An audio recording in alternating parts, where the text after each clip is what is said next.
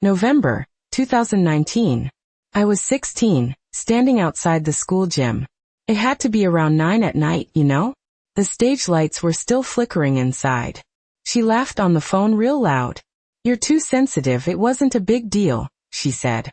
And I just waited there, silent. I'd gone for my ballet recital, the only one that season. She'd promised to come, said it was important for her to see me there. But when I came out, she wasn't there. Nothing.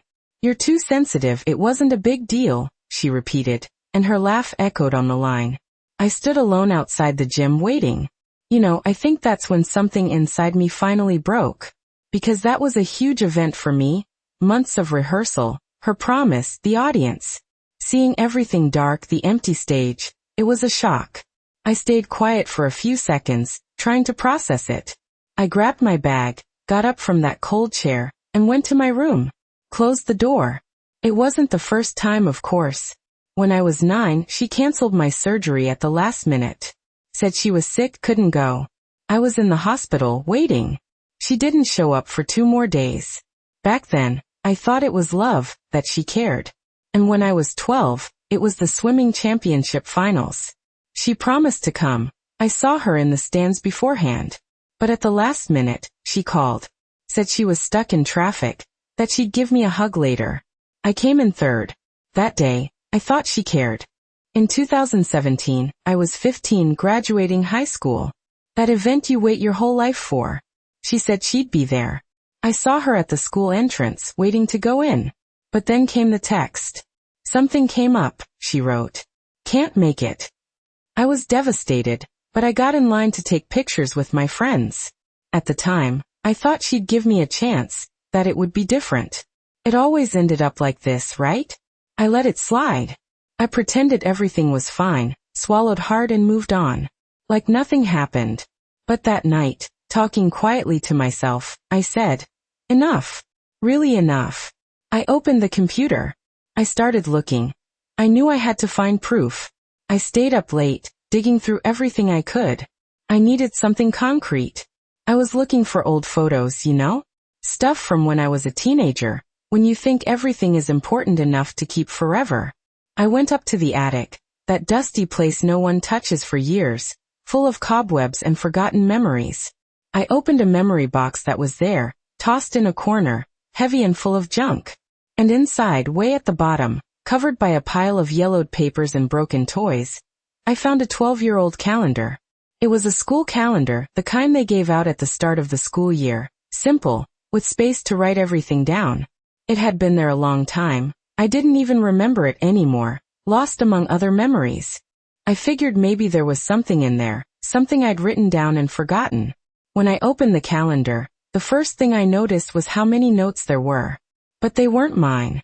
They were marked with a strong red pen, really standing out. There were circled dates, important events in my life, from 2007 up to that year, 2019. Every ballet recital, every birthday, every graduation, every championship I participated in. And next to each of those dates, written in a handwriting I knew well, but that sent a chill down my spine, was the word. Cancelled. The handwriting was unmistakable. My mom. It was her handwriting. She had written that. She had, somehow, planned every cancellation, recorded every excuse like it was a completed task. She planned all of it, knew about every event, but chose to erase her presence. Shit. The realization hit me hard, It was like a punch to the gut. She'd been doing this the whole time, manipulating me, making me believe they were unforeseen circumstances, that she cared, that she'd figure something out, that traffic was terrible, that she was sick, that something came up. And while I was hurting, feeling left out, she was logging the cancellation like marking an X on a piece of paper. I grabbed my phone right then, my heart pounding. I opened the camera, my hand shaking a little, and started taking pictures of everything. Every marked page, every canceled in bright red. I took pictures close up, from a distance, from every angle. I saved those photos in a secure place in an encrypted folder on my phone, and backed them up to the cloud, with a password only I knew. I wanted to make sure nothing would disappear. Now I had a plan. It wasn't just another vague plan from an upset teenager. It was a concrete plan with proof. But I knew I needed more. A picture of the calendar was good, but I needed more material, more details, more confessions. I went back through my old conversations, my texts, my emails. I remembered my graduation, that pathetic text message she sent at the last minute. Oh, and the ballet recital, the one that finally made me go that day to look for proof. There were audio recordings of her, promising to come, saying she couldn't miss it, that she'd be cheering me on from the front row. And screenshots of conversations, where she swore on her life she'd be there, that she couldn't wait to see me shine on stage.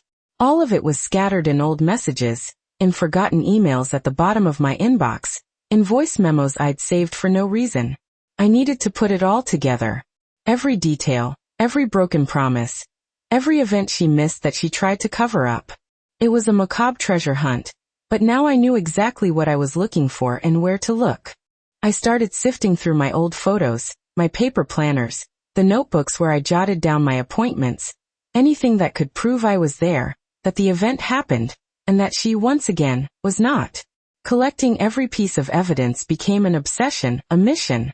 It was my way of fighting back, of proving to myself, and maybe to her, that I wasn't too sensitive. That I wasn't imagining things, that the pain was real and justified. This was the beginning. The first step to dismantling her facade.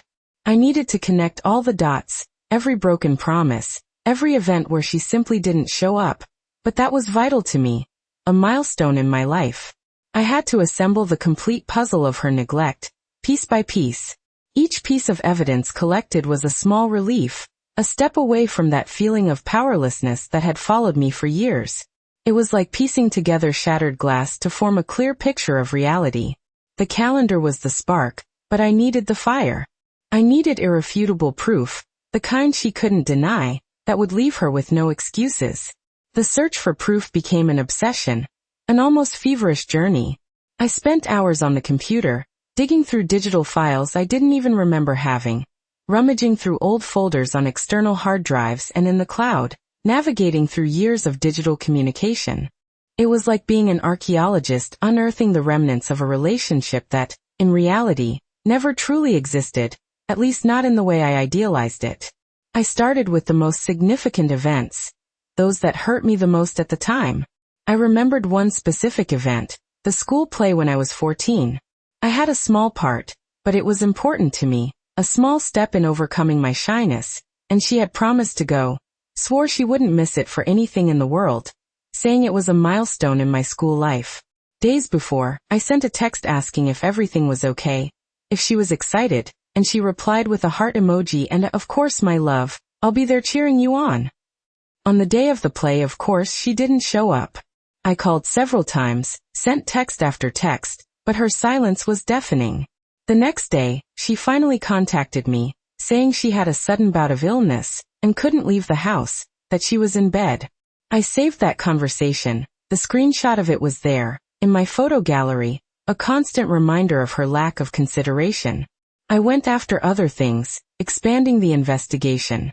The swimming championship finals, when she said she was stuck in traffic, a lie so worn out it had lost its credibility. I had a photo of myself on the podium, with the third-place medal, a hard-won achievement, and in the caption I posted at the time, I wrote something like, "Not first, but I made it. Proud of myself and thanks to everyone for the support." I didn't mention her, obviously, that would be hypocrisy. But I had the proof, the exact date, the race results. I remembered I even had an audio recording of her, made a few days after the competition, where she said in a falsely sweet voice, "What a shame, honey, I was so upset I couldn't go, but congratulations on third place. You were amazing." Her voice sounded so fake, so forced it made me sick. It was another piece of the puzzle, another lie recorded with coldness. And the high school graduation? The one where she had a last-minute, unexpected issue. I remembered that, hours before the main event, she called me. The call is saved in my call history, the exact date and time recorded there, like a sentence. I remember she said she was waiting for me at the school entrance, that she wanted to take a picture with me before I went in, a mother-daughter moment to capture. I ran to the entrance, looked around, searched for her in the crowd of parents and students, but she wasn't there. I waited, mortified as time passed, watching my classmates go in with their families radiant. Then when I was almost giving up, the text message came on my phone. Something came up. Can't make it. The screenshot of that message was there, in my SMS inbox, kept like a cursed trophy. I also had the photos I took with my friends that day, smiling, trying to hide my sadness, but with a lump in my throat, pretending everything was okay, that her absence didn't affect me. The ballet recital, the most recent one, the one that finally woke me up and made me start all this. I had texts from her, exchanged the week before. I wouldn't miss it for anything, my love. I'll be there in the front row cheering you on. And after the recital, when I desperately looked for her and couldn't find her anywhere, the call she made, where she said with that mocking little laugh, "You're too sensitive, it wasn't a big deal." The audio of that conversation was there, in my voice recordings folder, a cruel and undeniable reminder of her indifference and neglect. Each record was a silent scream, concrete and irrefutable proof that I wasn't crazy, that her absences weren't mere accidents or unforeseen events, but rather calculated choices, cold decisions. I gathered screenshots, recorded audio from calls she made later, trying to smooth things over with more excuses, saved emails with flimsy and contradictory justifications. I started organizing everything in a text document, a true dossier. I created a detailed timeline, listing each event, each promise made, each notable absence, and the flimsy excuse she gave for each one. It was frightening to see it all there, organized chronologically, the relentless sequence of lies and cancellations. That red calendar found in the attic had been the first piece of the puzzle, the one that made me suspicious, but now I had a complete dossier, a map of the manipulation, a folder full of digital files, each one a small stab at my trust and innocence, but together they formed the weapon I needed to confront reality. I had the dates, the events, the messages, the audio, the photos. I had proof that she was never really there for me, even when she swore she would be. The feeling was a mixture of relief at finally having the truth exposed and horror at having to face the extent of the manipulation and neglect. I wasn't too sensitive. I was the victim of a pattern of neglect that she had meticulously constructed and hidden for years. And now I had it all documented, ready to be used. With the dossier complete, the fear of confronting the truth, and myself, began to diminish. The anger, which had previously simmered diffusely, now had a focus, a target. The idea of confronting her began to take shape in my mind. It wouldn't be an explosive confrontation, the kind you see in movies with shouting and desperate accusations. It would be something more calculated, colder, more like the way she acted. I needed to show her, and myself, that I was no longer the naive little girl who believed her every word. I had the proof, the documented truth, and I was going to use it. I decided the best time would be during Sunday lunch, at her house. It was the day the family usually gathered, and I knew she wouldn't make a scene in front of everyone. At least, that's what I hoped. In the days leading up to the lunch, I reviewed everything. I reorganized the digital files into a clearly visible folder on my laptop, printed out some of the most crucial messages, and chose the audio of that call about the ballet recital to be the main evidence, the one that would seal the fate of the conversation. I felt butterflies in my stomach, a mix of anxiety and determination. Every step I took towards that confrontation was a step towards freeing myself from years of pain and disappointment. I arrived a little before the scheduled time, the afternoon sun hitting the facade of her house, the same facade that hid so many disappointments. She greeted me with that usual forced smile, the one that doesn't reach her eyes. "So glad you could make it, dear," she said, giving me a light hug, a touch that felt more like a formality than genuine affection. Lunch started with the usual chatter, the family buzz, questions about college, about work. I answered monosyllabically, observing her, noticing the small gestures I had never paid attention to before, but which now seemed so obvious, so revealing. She talked about her plans, about the trip she wanted to take, about how tired she was of so many things. The moment arrived. After the food was served and the plates began to be cleared, I took a deep breath. "Mom," I began, my voice a little shaky but firm. She turned to me, her fork hovering in midair. "I need to talk to you about some things." The other family members continued eating, distracted, but I knew she was listening, analyzing me. "About your calendar," I said, and I saw her expression change subtly, a flicker of something that could have been surprise or panic. She just tilted her head, waiting. "That red calendar in the attic, where you marked all the important events of my life with a canceled." The silence that followed was deafening. Everyone else stopped eating, silverware clattering onto plates. Her expression was a mixture of shock and disbelief, as if I had just conjured a ghost from the past. How did you find that?" she whispered, her voice barely audible. I took out my phone, unlocked the screen, and showed her the photo of the open calendar, the page with all the dates circled in bright red. She looked at the screen, then at me, her eyes wide. I don't know what to say." "How about the truth?" I retorted, my voice now firmer, without hesitation. "How about telling me why you did that? Why you marked every time I needed you as a cancellation?" I didn't accuse her directly, just presented the facts, the evidence. She tried to make an excuse, something about protecting my feelings, about avoiding disappointment, but the words came out jumbled, unconvincing. I interrupted her. "No, Mom. You weren't protecting me. You were logging it. You were getting rid of me." I opened another folder on my phone, with screenshots of messages, of broken promises. I showed her the graduation text, the audio from the ballet recital, the emails. Every word, every empty promise, every flimsy excuse was there, exposed. She turned pale, her lips trembling. She tried to argue, but her words no longer made sense against the evidence I was presenting. "You're making this up," she said, her voice choked. "I always did my best." I just shook my head. "Your best was leaving me waiting, was lying, was pretending to care. Your best was logging my failures, my absences, like they were just another item on your list." That was the moment everything changed. Her facade crumbled completely. The other family members' eyes were filled with shock and confusion. I didn't need to shout, didn't need to cry. The truth, presented calmly and clearly, was more powerful than any emotional outburst. She had nowhere left to run. The silence that followed my last comment was different. It was no longer the tense, expectant silence of the beginning, but a silence of surrender. She didn't say anything else, just lowered her head, her shoulders slumped. The other family members, still processing what had just happened, exchanged confused and awkward glances. No one knew how to react, what to say. I knew it was time for me to go. I picked up my bag, the same bag I had thrown on the couch when I got home, and stood up from the table. "I need to go now," I said, my voice calm, but firm. No one protested.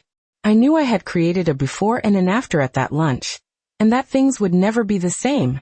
I left her house, the afternoon sun still shining, but now it felt like a sun of liberation. The weight I had carried for years seemed to have lessened. It wasn't complete relief. The pain of the discovery was still there, but it was a start. In the days and weeks that followed, the relationship with her changed drastically. The calls decreased, the attempts to contact became rarer and less insistent. I didn't block her number immediately, but I stopped answering. There was nothing more to be said, no conversation that could fix the damage done. That dossier, that exposed truth, had created an insurmountable barrier between us. The dynamic of manipulation and dependence had been broken, and the vacuum that formed was filled by a respectful, but cold distance. Eventually she stopped trying. Maybe she accepted defeat, or maybe she realized I wasn't the same person she could manipulate anymore. Little by little, the need to confront turned into a serene acceptance. The wound was still there, but it didn't hurt the same way anymore. It was a scar, a reminder of what I had been through and, more importantly, of what I had overcome. The shadow of the stage had dissipated, and I could finally walk in the light, however dazzling it might be. I was no longer a supporting actress in her play. I was the author of my own story, and the ending, for the first time, felt truly mine.